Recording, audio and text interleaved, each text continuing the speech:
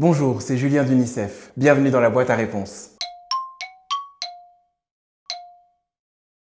Aujourd'hui, on s'intéresse aux jeux vidéo et notamment aux problèmes qu'ils peuvent susciter au sein d'une famille entre vous, parents et les enfants. Pour vous répondre mieux, on est retourné interroger Justine Atlan, la directrice de l'association e-Enfance.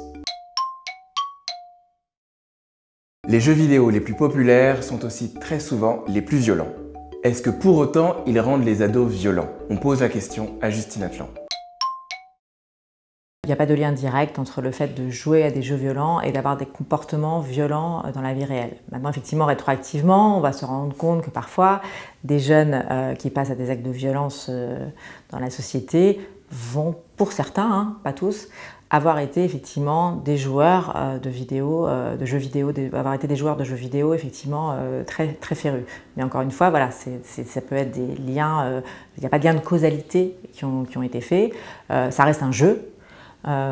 C'est un jeu sur lequel les ados ont tout à fait confiance que c'est un jeu, donc ils jouent bien à la guerre quand ils sont petits, c'est pas pour autant qu'ils vont aller tuer quelqu'un, voilà, et pourtant ils ont des faux pistolets dans les mains, ils s'agressent, etc. Donc les jeux vidéo c'est pareil, ça permet effectivement de se challenger, d'évacuer des pulsions qu'on peut tous avoir, garçons ou filles, mais dans un cadre qui est très réglementé entre guillemets et qui permet d'être un aspect ludique et justement normalement qui permet de ne pas passer à l'acte dans la vie réelle. On peut franchement légitimement rassurer les parents sur le fait que non, la pratique, je dirais, normale d'un jeu vidéo, même violent, les FPS, etc., ne va pas provoquer, ne va pas rendre leur enfant meurtrier dans la vie réelle. Non.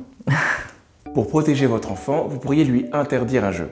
Mais que faire si tous les autres parents de la classe laissent faire leur enfant? Faut-il tenir malgré tout? Quelques conseils de Justine Atlan. Si vous avez peur d'interdire un jeu parce que les autres y jouent, ça va aller effectivement chercher en vous votre conviction sur le sujet. Si vous êtes fortement convaincu, vous allez tenir la règle. De toute façon, au pire, vous voulez l'interdire à la maison. Si vraiment votre enfant a envie de jouer, il y jouera en réalité chez ses copains ou ailleurs. Mais au moins, il n'y jouera pas chez vous. C'est déjà pas mal. Voilà. Donc c'est déjà, de toute façon, c'est mieux que rien de se dire que voilà, à la maison, ça reste un endroit, un sanctuaire, entre guillemets, vous avez imposé vos règles, elles sont respectées. Vous, parents, êtes parfois un peu perdus dans le monde des jeux vidéo. Du coup, c'est l'ado qui est prescripteur et qui détermine l'achat. Pour vous y retrouver, il existe un outil très simple, mis au point par l'association e-Enfance.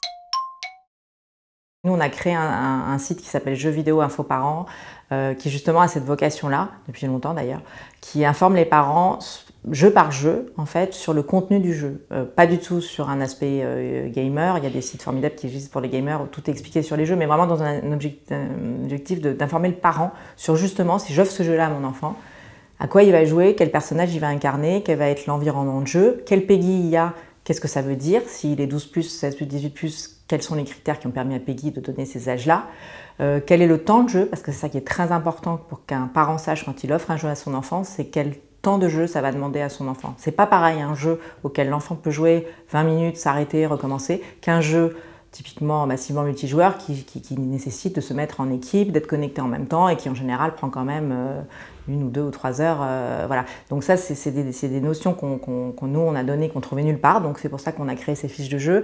Et voilà, il faut effectivement, les parents ont besoin de ces informations-là pour pouvoir se sentir beaucoup plus solides, pour autoriser ou non un jeu et surtout le gérer, une fois qu'il est à la maison, le gérer en interne à la maison pour pouvoir effectivement dire à son enfant « je t'autorise à jouer à ce jeu-là tous les soirs » ou l'autre en revanche, pas la semaine, mais le week-end, tu peux y jouer tout l'après-midi. Enfin voilà, parce que sinon, c'est ça qui crée du conflit dans les familles. Merci beaucoup à Justine Atlan pour tous ces conseils. Et merci à vous de nous avoir suivis. On espère que ça vous a été utile et que ça vous a plu. On compte sur vous pour en parler autour de vous, pour partager ces conseils, pour réagir en commentaire et nous poser d'autres questions. On se retrouve le mois prochain pour une nouvelle boîte à réponses.